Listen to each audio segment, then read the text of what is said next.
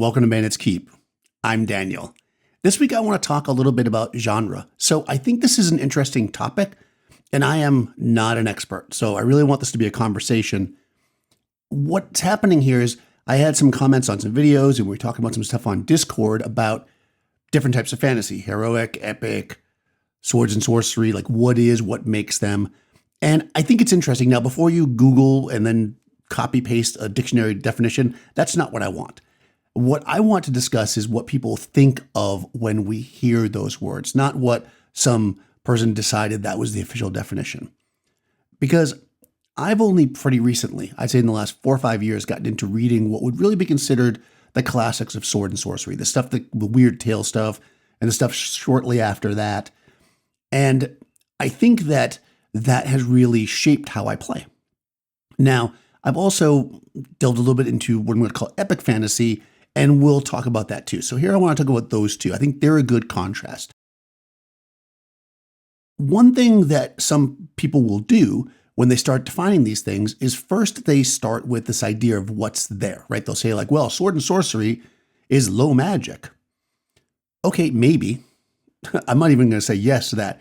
But I think the main difference between sword and sorcery type fiction and gaming and epic is scope. I think scope is really what's the difference here. If we think about something like a classic Conan story, right? The term sword and sorcery was termed by Fritz Leiber, who is an amazing writer and with the Farford and the Grey Mouser series, which I would say firmly fall into sword and sorcery. But I believe they were actually referring to Howard's writing, not just Conan, but Howard's writing in general. And if you look at a typical Conan story, what we're going to find is an individual faced with some kind of localized problem. I've talked about this a little bit before when I talked about Westerns, right?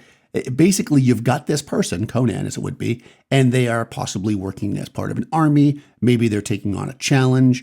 Maybe they've got lost. Maybe they're just traveling around, right? We've seen Conan stories start at the end of a battle where his side lost and he wakes up beaten and bloody on a battlefield. We've seen Conan stories start in a tavern where he's being challenged, where he boasts about being able to steal, right? And he's a thief, right? We've seen Conan stories start where he's like the head of a guard, the queen, I think she was a queen. We've seen him running from the police, joining up and becoming a pirate, right? So all these things happen, but whatever happens, it's about what's generally happening with Conan. Now, sometimes because, for instance, if he's working as eventually a general, right, he is obviously having effect on kingdoms and stuff, but really what he's affecting is what's around him. The scope is relatively local. It can be as much as kingdoms fighting, but that's about as far as it goes. Whereas we look at something like a very classic example of what would be epic fantasy, The Lord of the Rings, that is about a massive force that the entire world has to get behind on a sense, right? The ones that can, and work together, or basically it'll be the end of everything, right? This is the same kind of thing with like alien invasion movies, right? Or fiction, right? War of the Worlds, right? That'd be very similar, where obviously it's not fantasy genre, but everybody's got to get together to fight this one thing. And this is what's important. In that kind of fantasy too, it's rarely just one or two people that can succeed. It's generally several groups of people, maybe lots and lots of groups of people, doing their own task, their own part, if you will, to accomplish a massive goal that eventually saves the world, as it would be. This is the difference to me. How much magic there is, how much, what magic is used for, if you have any technology, that is secondary. So taking that into consideration, my main point that I'm making there, my main thought, let's talk a little bit about magic and all those other things. If we look back at the classic sword and sorcery's tales, the stuff that falls into here, you're talking about fantasy, right? Talking about warriors with swords, right? Or axes or whatever. But does that preclude science? And my answer to that is no. In fact, even in Conan itself, we can see several examples.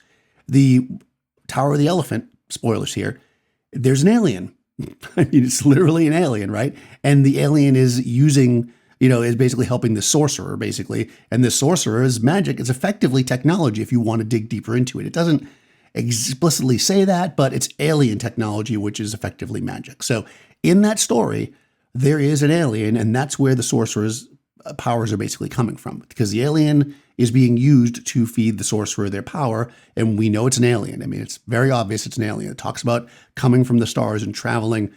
It's not an alien in the conventional sense where it's in a spaceship per se, it just travels through the stars, but it is an alien. In another pretty popular story, Rogues in the House, Conan is sent to basically assassinate someone. And there's some interesting things going on here, like references to this like system of like tubes and mirrors and stuff where you can look through or listen through and hear different parts of the house and stuff. That might be a inexperienced person's interpretation of technology. So that is to say that it could be a form of technology that's happening here. It's not really clear. And I'm not saying that it's walkie-talkies or whatever, but I'm saying, it could be. So to say that, and of course, I mentioned this in a video comment that and I forget what story it was, but in one of the Far from the Grey Mouser stories, I think it's called the God on the Mountain or something. When they get to the top, it's basically a spaceship they find for the most part. So this is not uncommon in this genre. There are bits and pieces of technology, and something that I think a lot of people would consider sword and sorcery, Thundar the Barbarian, has tons of technology. It's post-apocalyptic, so it's a little different, but there's technologies there. Most of it doesn't work, but it's there. So I don't think that technology is necessarily non-existent, but I think the difference between sword and sorcery and, let's say, a lot of epic fantasy, although epic could have the same vibe, but I think this is pretty solid in sword and sorcery, is that technology or magic is generally used by the bad guys, right? We don't have a lot of good guys throwing magic in sword and sorcery stories. Maybe in more modern ones, but not in the original ones. Usually that stuff is neutrally people, I'll say, or evil that have them, right? So for instance, in Far from the Grey Mouser, they each have these patrons that are kind of like demigods. Again, it's a little unclear, but they have magic, but they're not exactly considered good, right? Although I wouldn't know. I think Far from the Grey Mouser might be, well, they lean towards good, but that's another debate. But generally, sorcery and stuff is looked down upon. So if you walked into the street and started doing magic in the middle of a street, people would probably throw tomatoes at you in those kind of stories, right? If not, like run off in fear. You're not going down to the local cleric and getting your character resurrected in a sword and sorcery story. It's not because it's low magic. It's that magic is considered not good, right? I don't want to say evil, but I'm going to say not good. That's the reason why. It's not that it doesn't exist. It's that people aren't using it because it's considered bad. If they could use it publicly, probably more people would. But what you get is these cults that are hiding and using these things in secret. Or if they're powerful enough, they're using it boldly and people are afraid to go near them. The classic Tower of the Elephant, okay? So this is what we get here. There is magic, generally, possibly technology, but it's used by the people that are opposing the heroes in these stories. Now, again, if we jump over to epic fantasy, and again, I'm not saying that all epic fantasy is this way, and I have less experience here. The Lord of the Rings, right, we've got magic on both sides, and magic isn't necessarily feared. And not only that, magic is, because it's not considered always evil, we see it in lots of places, right? We see things that we might not even think of as magic, like people talking to animals and such, right? That'd be magic in D&D. But in Lord of the Rings, it's just normal that certain people can talk to animals and certain animals can talk to people and things like that. So magic is not necessarily considered evil. Now, is not necessarily more of it. It just maybe feels more like there could be more of it, because a lot of people will say epic fantasy is always high magic, but I don't think so. I think it's just that because the good guys can use magic, it feels like you're seeing it more often because you're with the good characters most of the time, right? And when I say good, both of these genres tend to have this good, evil, law, chaos contrast. However, they don't always, it's not always that way. Sword and sorcery can dwell a little bit more in the mud where the character's a little bit more, I don't like to say anti-hero. In fact, I don't think that at all, especially not about Conan, but definitely not good people, right? They're not going to always do what's right. As I said, he was running from the law and the one, then became a pirate. And, so it's not like Conan, he's robbing and he's assassinating people. So he definitely isn't good. But I don't think anti-heroes to me is, I don't like that term. I don't because I don't know. I'm just not an anti-hero person. Let me know in the comments why you love anti-heroes. Okay, so that sent me sideways. But anyways, that's kind of my breakdown here. If I'm looking at these two as two extremes, and obviously there's lots in the middle and there's other categories, but if you look at your sword and sorcery and you look at your epic fantasy, to me, the main differences are that in the sword and sorcery stories, most of the things that happen are tighter and smaller and closer to the individual. In epic fantasy, they're more earth-changing. Now, if we track this into like a D&D campaign, we could start off with more of these localized things, right? With the player characters having less access to magic and the bad guys having magic. So we start off a little bit more sword and sorcery. And then eventually it could, if you do these long-term campaigns that run to 20th, 30th level, 30th, 36th level in Beckme, right? And then you become epic, right? Because now, like, how do you keep a party challenged that's 15th, 16th level, right? They've got to be doing things that are saving the earth. Otherwise, like, it doesn't seem like what's their point, right? It just feels like, yeah, they've got to do that level. So I think you can go from one to the other. However, there's one thing I kind of left out because I forgot. I wasn't trying to like save it to the end, is that generally in sword and sorcery, while the characters are kind of on their own and fighting local things, they usually are larger than life. That is to say, Farfetch'd and the Grey Mouser are the two best swordsmen in the world. Conan, if you've read those novels, is Conan. I mean, he's smart. He knows a lot of things. He can overcome adversity. He has a ton of willpower. And of course, he's a very good warrior. So these are, we'll say, superhuman characters in nature.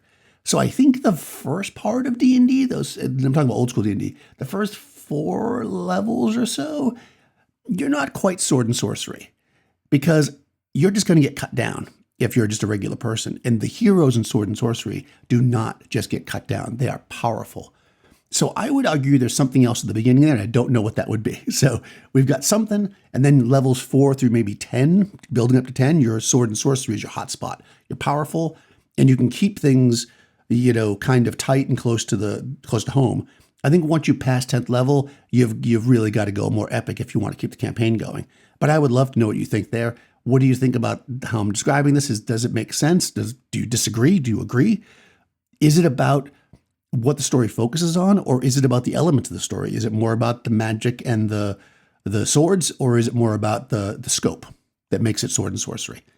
Let me know in the comments below. If you haven't already, please do like the video and subscribe to the channel. Also, I've got some new t-shirts. Got this Hexcrawler one. If you want to pick up a t-shirt that helps support the channel, I do appreciate it. Links in the description. I'll talk to you soon.